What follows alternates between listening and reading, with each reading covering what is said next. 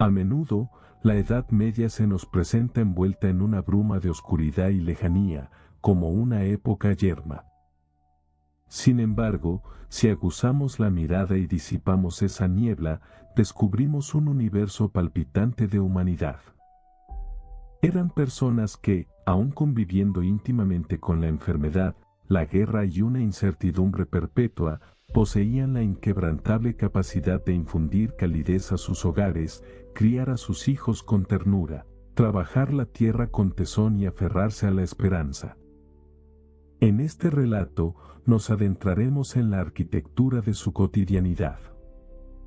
Cómo sanaban sus dolencias, de qué manera se forjaba el acero y se labraba el surco, qué peso tenía lo divino en sus almas y cómo las comunidades resistían el embate de las plagas.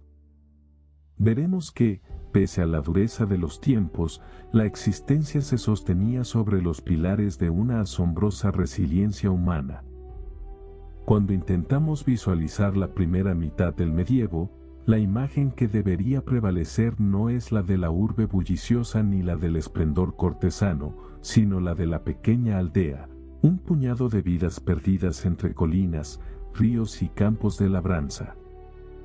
Allí, el tiempo no se medía en horas, sino en el lento girar de las estaciones, en los caprichos del clima y en la voluntad del señor feudal, dueño absoluto de caminos, molinos e incluso de los pastos donde pacía el ganado. Los habitantes de estos parajes rara vez conocían mundo más allá de las poblaciones vecinas. Fue en este escenario, entre cabañas de madera coronadas por techos de paja, donde se cimentó el mundo que hoy llamamos medieval. El día comenzaba con el primer atisbo de claridad, cuando un alba grisácea se colaba por las rendijas de los postigos y el canto de los gallos, presentes en casi todos los patios, anunciaba la jornada. En el interior de las viviendas, espacios reducidos donde convivían varias generaciones e incluso los animales domésticos para conservar el calor, la actividad arrancaba sin demora. Alguien avivaba las brasas del hogar, otro se aseguraba de que el ganado no se hubiera extraviado durante la noche y alguno más partía hacia el pozo. Pronto, columnas de humo se elevaban sobre los tejados, mezclando su aroma con la humedad de la tierra, el chirrido de las carretas y el murmullo de un día que despertaba. La morada del campesino era la definición misma de austeridad. Muros levantados con una mezcla de arcilla y vara sobre un esqueleto de madera, techumbre vegetal y un mobiliario espartano. Apenas unos bancos, una mesa tosca y un arcón. El suelo era de tierra apisonada y el lecho, un jergón de paja que se renovaba muy de tarde en tarde, pues las preocupaciones urgentes no dejaban espacio para el confort tal como lo entendemos hoy. El orden y la limpieza obedecían a otra lógica. Lo primordial era el abrigo, la protección del grano y la seguridad para sobrevivir al invierno. Con la llegada de la primavera, se iniciaba la labor más ardua. Los hombres guiaban a los bueyes durante horas interminables, luchando con pesados arados de madera que se atascaban en el barro, mientras las mujeres preparaban los huertos, recogían leña, cuidaban de la prole y atendían a los animales. El verano traía consigo una vorágine de tareas. El desierve bajo el sol, la siega, el cuidado de los cultivos y el traslado del ganado a los pastos altos. Pero incluso en esa fatiga extenuante había breves instantes de tregua, momentos para sentarse a la sombra de un árbol y contemplar esa tierra vasta y llana de la que dependía la supervivencia de todo el linaje. Una crónica inglesa del siglo X nos habla de la familia de un tal Edwin. Cada año, acudían al campo como una sola entidad. Los hombres tiraban del arado, las mujeres esparcían las semillas y los niños retiraban las piedras, apilándolas en los márgenes. Trabajaban sumidos en un silencio casi ritual, conscientes de que una siembra escasa o tardía los obligaría a pedir auxilio al Señor, lo cual se traducía en deudas, nuevas servidumbres y humillación. Esta anécdota ilustra cuán ligada estaba la vida del campesino a la tierra y cuán escasa era su libertad para gobernar su propio destino. El otoño, con el inicio de la cosecha, transformaba radicalmente la rutina. Se trabajaba de sol a sol, alzando gavillas, secando el grano y preparándolo para la molienda. Una parte del fruto de ese esfuerzo iba a las arcas del Señor, otra a la iglesia. Esas semanas eran decisivas. Revelaban si el año venidero traería abundancia o hambre, pasos o sobra.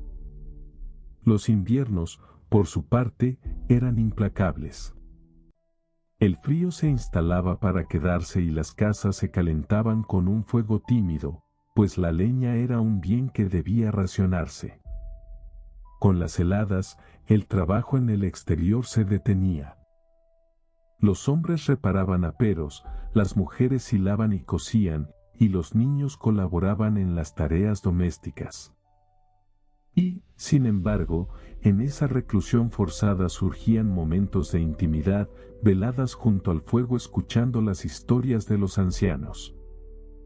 Las festividades marcaban los hitos del calendario. En Pascua, la aldea entera confluía en la iglesia para compartir alimentos sencillos. En Navidad, las ramas de hoja perenne decoraban los hogares como símbolo de vida y esperanza. A veces, en lo profundo del invierno, se organizaban juegos, danzas y se narraban leyendas que, pasando de boca en boca, tejían el sentido de continuidad histórica. Los viajeros, raras aves en la vida rural, dejaban huellas imborrables. Un monje peregrino que atravesó Normandía relató cómo una familia le ofreció pan fermentado y cerveza, y cómo la anfitriona le contó con orgullo que su hijo pequeño ya ayudaba en el campo y su hija mayor aprendía a hilar. Para aquel caminante, fue una de las veladas más cálidas de su travesía, demostrando que, incluso en la pobreza y el trabajo perpetuo, la hospitalidad y la cercanía humana florecían.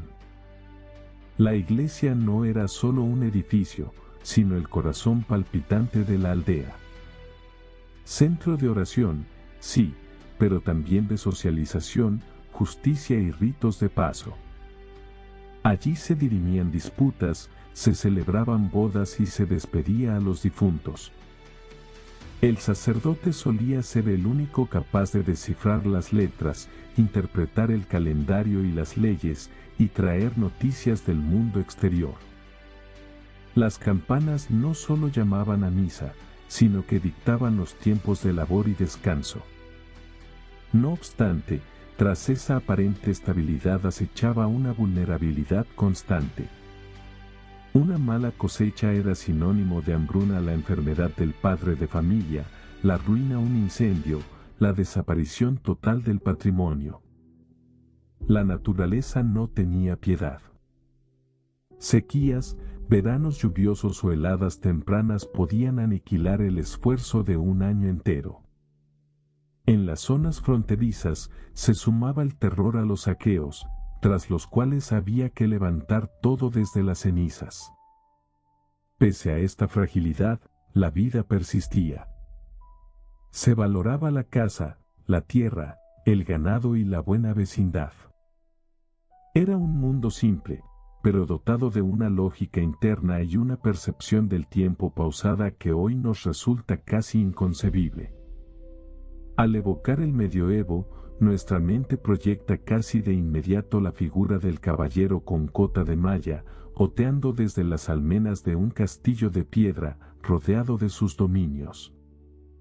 Pero la realidad distaba mucho de esa estampa romántica. El castillo no era un palacio de ensueño, sino un centro económico fortificado, una maquinaria de gestión, obligaciones y defensa donde cada individuo era un engranaje vital. El día en la fortaleza comenzaba muy temprano. Apenas la luz grisácea penetraba por las estrechas saeteras, el caballero se levantaba de su pesado lecho de madera. Su alcoba era austera. Muros de piedra desnuda, un arcón para la ropa, una mesa con los registros del administrador y una piel ante el hogar. Desde el patio de armas llegaban ya los ruidos de la actividad matutina. Mozos de cuadra cepillando a las bestias, sirvientes cargando grano hacia las cocinas, mujeres encendiendo los fuegos y escuderos sacando al sol escudos y espadas para inspeccionar cualquier rastro de óxido nocturno. Una crónica flamenca nos habla del caballero Hugo de Sanz, quien tenía por costumbre recorrer las murallas al alba, tocando las piedras con la palma de la mano para asegurarse de su firmeza, verificando las puertas y la seguridad de los suyos. Más que una tarea militar, era un ritual íntimo, un recordatorio de que la vida del castillo dependía de la vigilancia constante. Tras la ronda, el caballero descendía al gran salón para el desayuno. Pan, cereales cocidos, algo de queso y cerveza. Allí compartía mesa con su familia, pero también con administradores y siervos principales. Se comía rápido, el deber apremiaba. El señor no era solo un guerrero, era el juez y el gestor de sus tierras. Ante él llegaban disputas de linderos, peticiones de socorro o la necesidad de reparar un molino. Registros borgoñones del siglo X describen un día en la vida de Renaud de Pont. Tras el desayuno, resolvió un conflicto sobre huertos, inspeccionó el heno, atendió a un molinero y supervisó a 2 jóvenes escuderos. Su vida era un péndulo entre la administración rural y la obligación marcial. Porque la guerra era su oficio y su justificación. El entrenamiento físico era diario y brutal.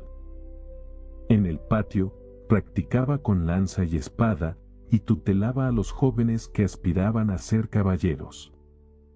Las leyendas normandas recogen la historia de Alain, un niño que, temblando, logró mantenerse sobre el caballo de batalla de su señor solo porque sintió la mirada exigente y alentadora de su maestro. Así se forjaba el carácter. Mediante el ejemplo y la disciplina férrea. El castillo nunca dormía durante el día. El martilleo de la forja, el bullir de las cocinas, el rasgar de las plumas del escribano. Los niños correteaban entre las armas, mientras las mujeres gobernaban la casa, hilaban y educaban a las hijas. A mediodía, el señor solía cabalgar por sus tierras, una necesidad imperiosa para controlar el estado de los campos y el cumplimiento de las obligaciones de los vasallos. El monje Thierry anotó que el caballero Arnaud de Gires recorría sus dominios al menos 3 veces al mes, y más a menudo si había rumores de peligro. Al caer la tarde, la vida retornaba al gran salón. La cena, con carnes guisadas, pescado y verduras, era el momento de la política y la socialización. Se discutían noticias, cartas de vecinos y asuntos eclesiásticos. A veces, juglares itinerantes traían canciones de gestas antiguas. Se cuenta que un conde, tras escuchar una balada sobre una espada oxidada por descuido, mandó revisar todo su arsenal esa misma noche. El castillo también funcionaba como refugio último.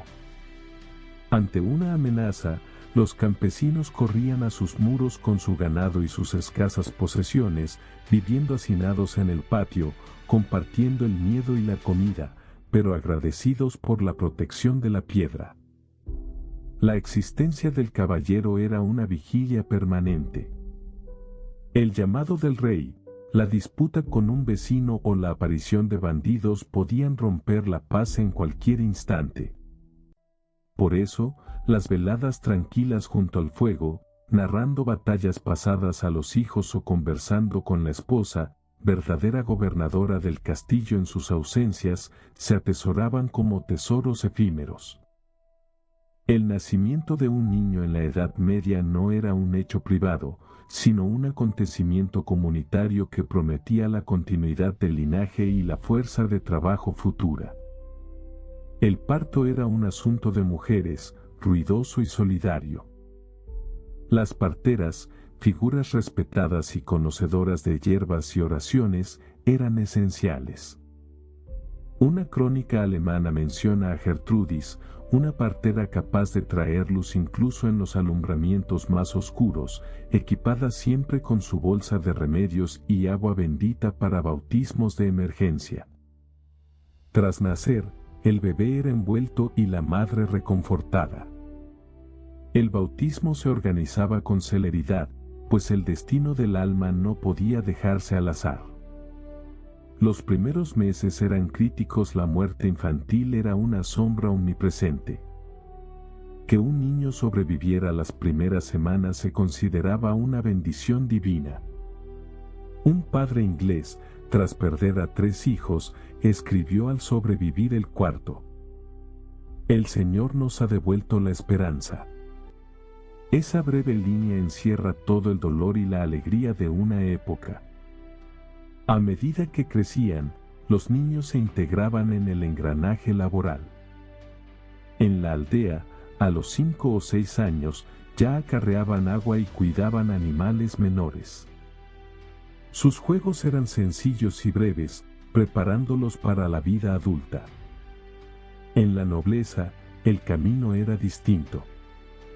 A los 7 años, los hijos varones eran enviados a otros castillos como pajes, un exilio formativo donde aprendían obediencia y el arte de las armas lejos del mimo materno.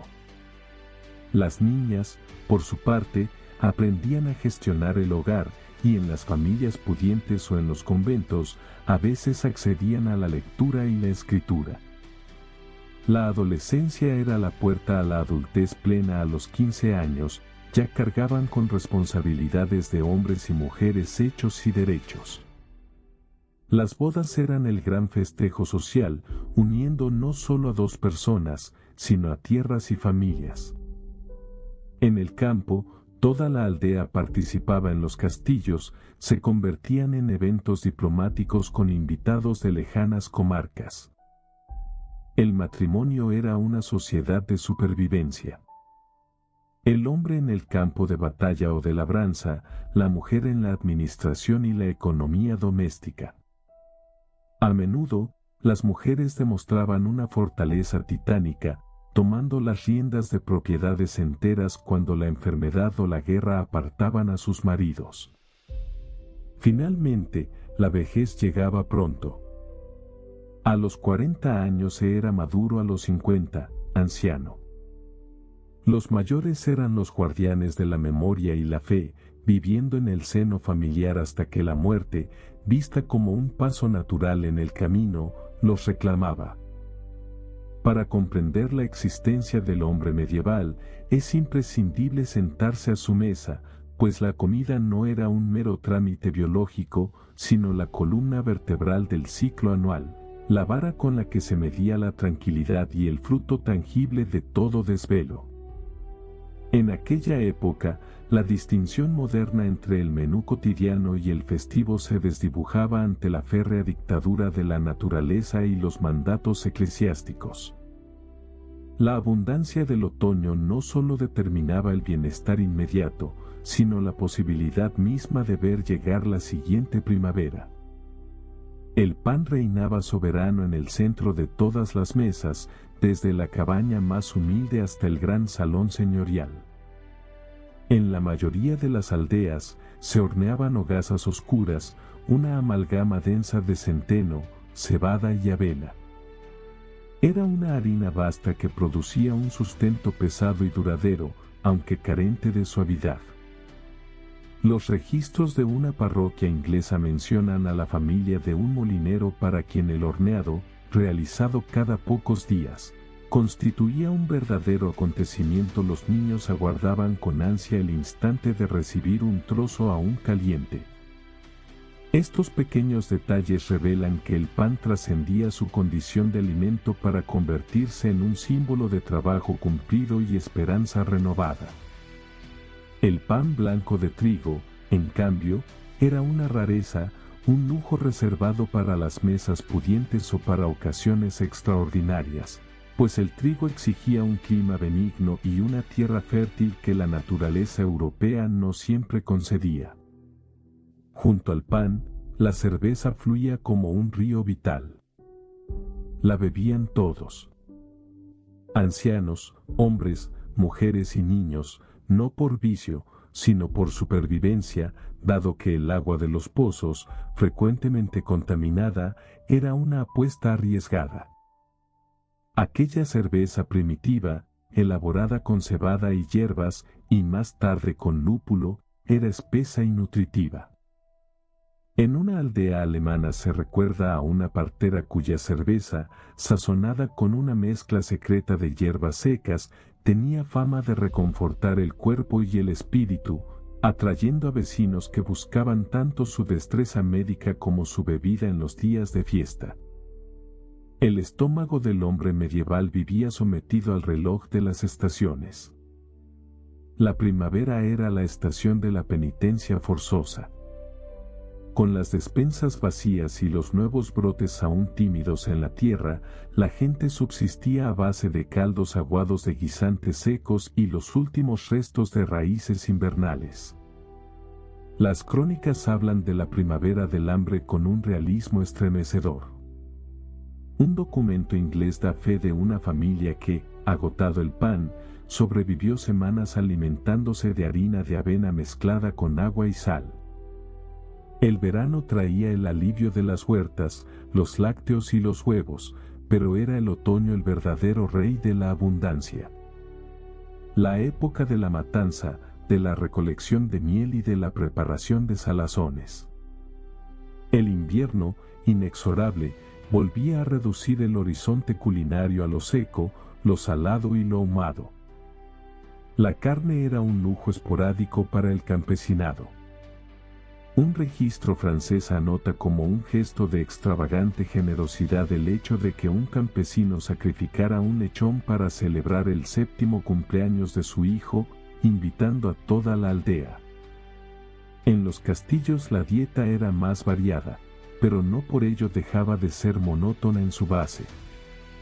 Pan, queso y gachas para el desayuno, potajes, verduras y pescado para el almuerzo. La carne aparecía varias veces por semana, pero los banquetes pantagruélicos que imaginamos eran la excepción, no la norma.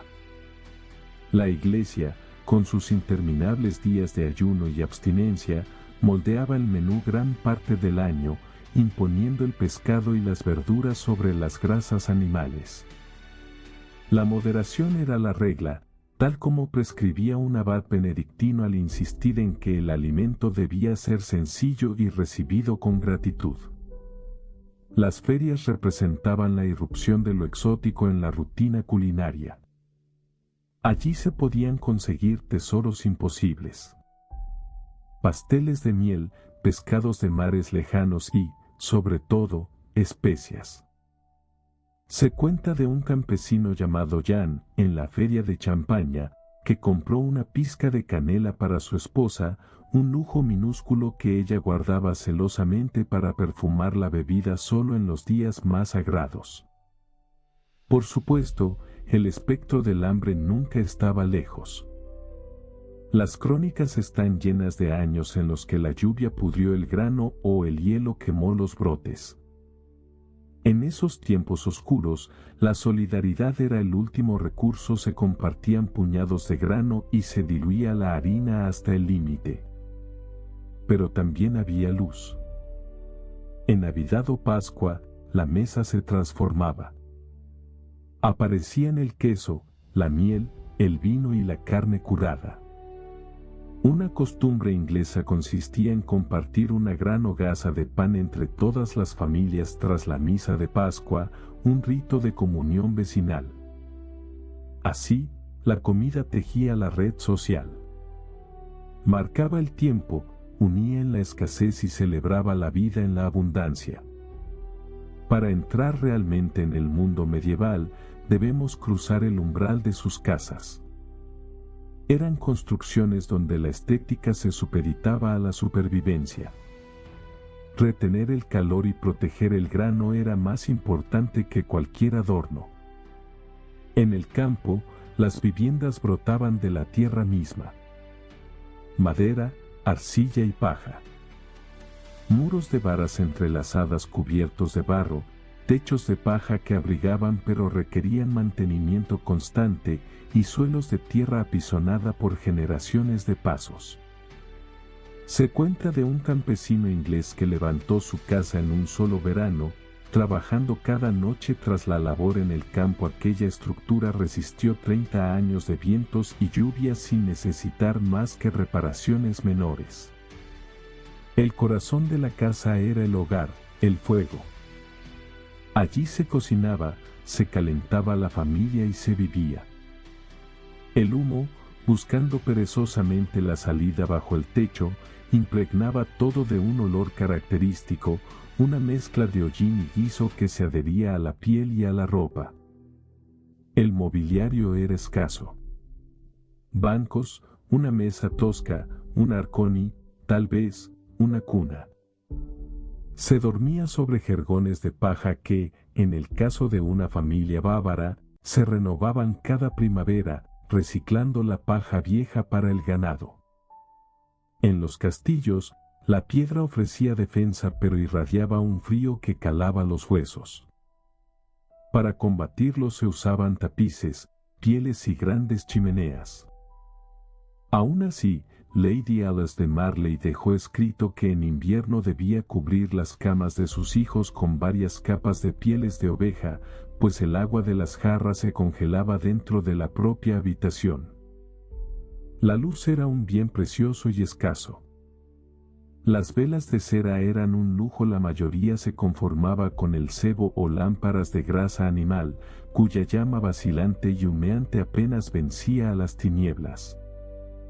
Los monjes a menudo leían compartiendo una única lámpara, esperando su turno para descifrar las letras bajo el haz de luz. La ropa, al igual que la casa, era una fortaleza contra la intemperie.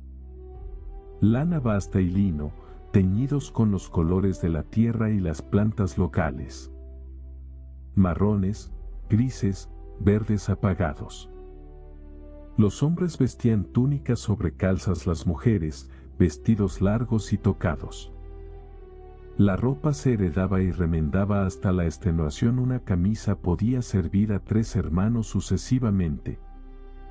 En las clases altas, la lana se refinaba y aparecían los bordados y los colores vivos, símbolos de estatus.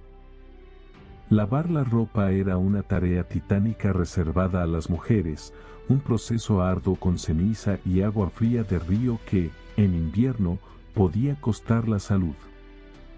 La higiene personal era limitada, aunque no inexistente. Se aprovechaba el verano para el baño en ríos o tinas, mientras que la nobleza disponía de aguamaniles y, a veces, baños calientes. Pero el verdadero calor del hogar residía en los detalles. El olor del pan recién horneado, la leña apilada, las cortinas de lana para frenar las corrientes, los utensilios de cerámica. Una casa danesa era famosa en su comarca no por su riqueza, sino porque su dueña había colgado un crucifijo de madera y unas cintas de colores en la pared, creando un ambiente de tal calidez que los vecinos la consideraban el refugio más acogedor del lugar. La casa medieval era, en definitiva, un refugio sagrado, un contenedor de historias y un legado familiar. Si abandonamos la aldea y nos dirigimos a la ciudad, el ritmo de la vida se acelera. La ciudad medieval era un organismo denso, ruidoso y vibrante, donde nacía un nuevo tipo de hombre. El burgués, el artesano, el comerciante. Las calles eran un laberinto de sombras, tan estrechas que los pisos superiores de las casas casi se tocaban, impidiendo el paso del sol. En Brujas, a finales del siglo X, se decía que 2 vecinos podían estrecharse la mano desde sus ventanas opuestas. El aire urbano era una mezcla intensa de aromas. Pan, cuero curtido, humo, pescado y especias exóticas. El mercado actuaba como el sistema circulatorio de la urbe. Al alba, los puestos exhibían sus mercancías entre los gritos de los vendedores y el regateo de las amas de casa. Anne Lubbock, una crónica, narra cómo el gentío era tal que el pregonero tuvo que alzar su vara 2 veces para imponer silencio y ser escuchado sobre el estruendo de las disputas por el pescado. Pero el alma de la ciudad residía en los talleres. Allí, tras puertas bajas, los gremios gobernaban el trabajo con mano de hierro. Zapateros, herreros, tejedores y carpinteros formaban hermandades que guardaban celosamente sus secretos y estándares. El sonido de la ciudad era el martillo sobre el yunque y el ritmo hipnótico del telar. En Florencia, los telares estaban tan juntos que se decía que uno podía oír la respiración del tejedor vecino, creando una sinfonía de esfuerzo colectivo. El camino hacia la maestría era largo y humilde. Los niños entraban como aprendices a los 12 años, viviendo con el maestro y realizando las tareas más ingratas. Tras años de servicio, se convertían en oficiales, recibiendo un salario y cierta autonomía. Pero alcanzar el grado de maestro requiere presentar la obra maestra, una pieza que demostrara virtud técnica y artística perfecta. En París, el gremio de carpinteros aceptó a un joven unánimemente porque cada línea de su trabajo revelaba una mano que respetaba la madera. La ciudad bullía de movimiento constante. Aprendices, comerciantes, mujeres y niños llenaban las calles, a veces interrumpidos por procesiones religiosas o gremiales.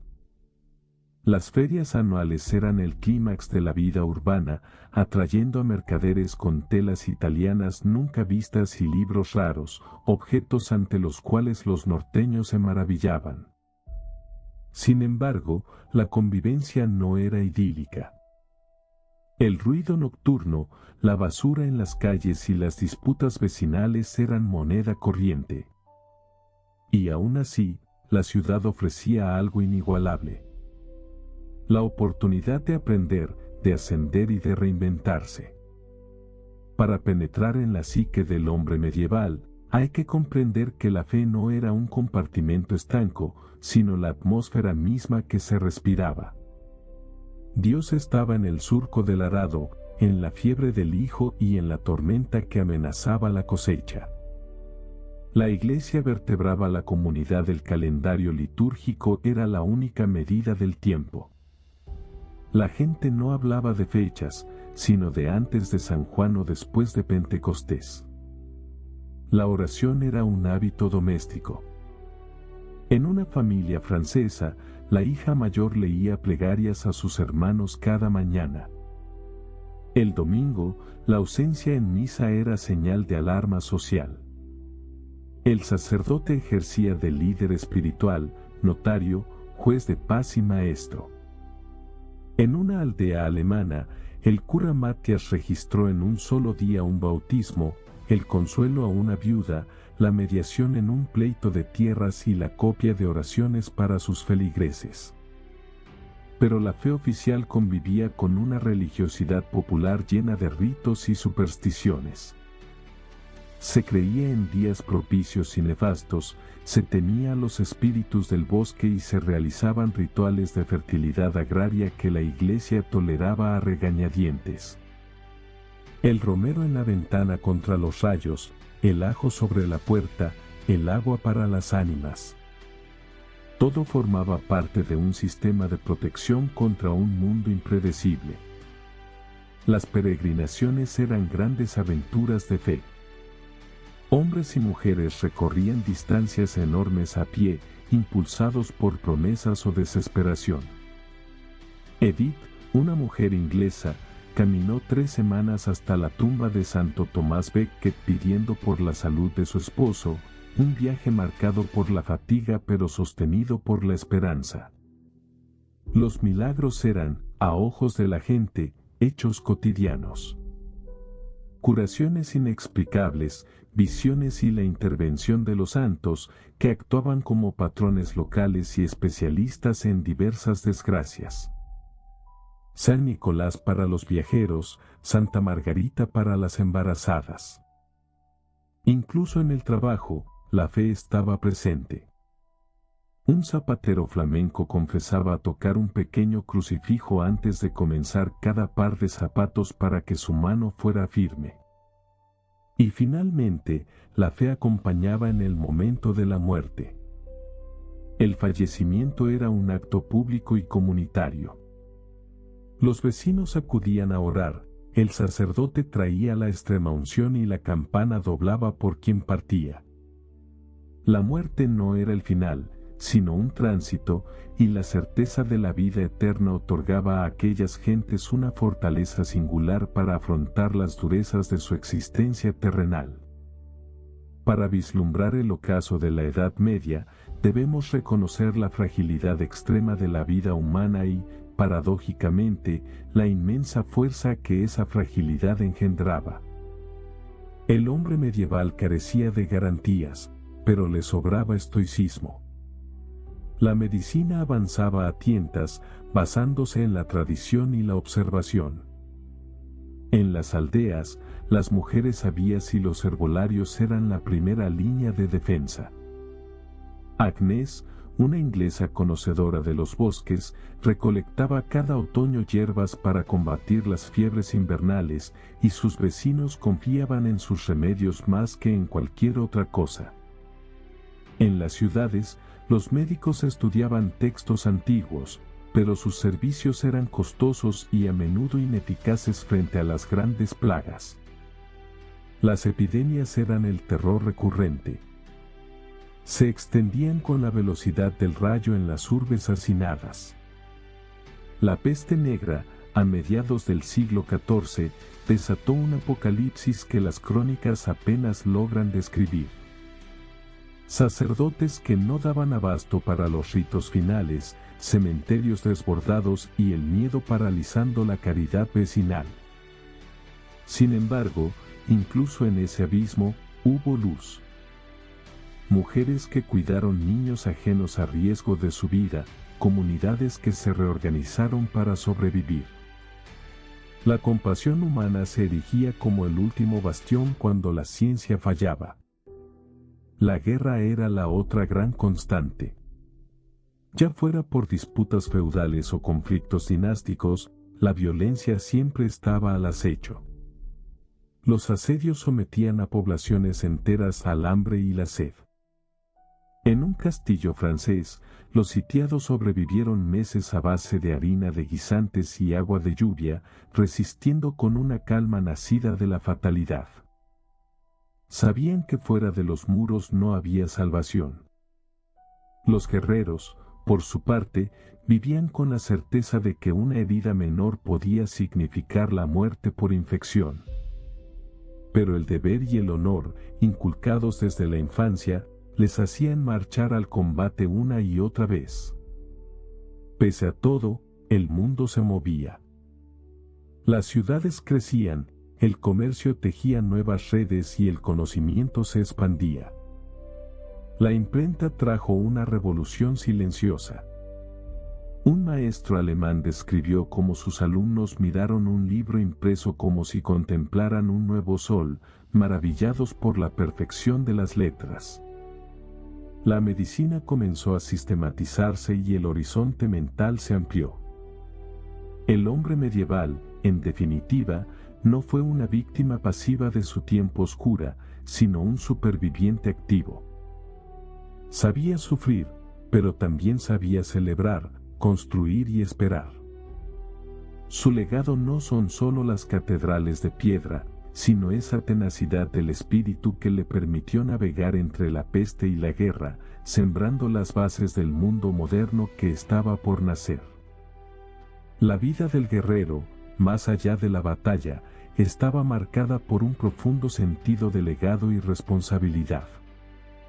Las armas no eran meras herramientas de muerte, sino extensiones del honor familiar. Se conserva una carta conmovedora enviada por un caballero inglés a su hogar tras una campaña interminable. En ella, confesaba que su posesión más preciada no era ningún botín de guerra, sino la espada que había recibido de manos de su padre. Su mayor anhelo, escribía con letras temblorosas, era sobrevivir para entregar ese acero a su propio hijo, si Dios nos concede la paz o me da fuerzas para seguir sirviendo. Estas palabras revelan que, bajo la cota de malla, latía un corazón preocupado por la continuidad y el futuro de su estirpe. Paralelamente a la persistencia de la guerra, la mentalidad comenzaba a transformarse de manera sutil pero irreversible. La actitud frente a la enfermedad y el conocimiento empezó a cambiar. Los médicos, antes reacios a compartir sus secretos, comenzaron a registrar sus observaciones con mayor rigor.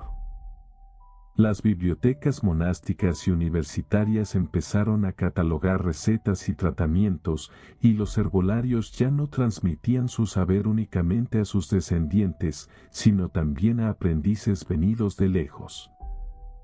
El mundo seguía siendo un lugar frágil, pero la humanidad estaba forjando nuevas herramientas para apuntalarlo. Al final, lo que resuena con más fuerza al observar al hombre del medioevo no es la oscuridad de su época, sino su inmensa capacidad para encontrar luz en ella. Aquellas gentes no solo sabían soportar el dolor, sabían cultivar la alegría en las cosas pequeñas. En el calor del hogar, en la solidaridad vecinal, en la crianza de los hijos y en el cuidado reverente de la tierra. Vivían en un entorno donde el peligro era un compañero de viaje constante, pero su fuerza de espíritu nacía precisamente de aceptar esa incertidumbre y, aún así, seguir caminando. Así concluye nuestro viaje por este tiempo de contrastes. La resiliencia de aquellos hombres y mujeres que vivieron, amaron y creyeron entre epidemias y guerras, se convirtió en los cimientos sobre los que se erigiría el Renacimiento y, en última instancia, nuestro mundo moderno. Su historia es el testimonio de que, incluso en los inviernos más largos de la historia, el espíritu humano siempre encuentra la manera de florecer.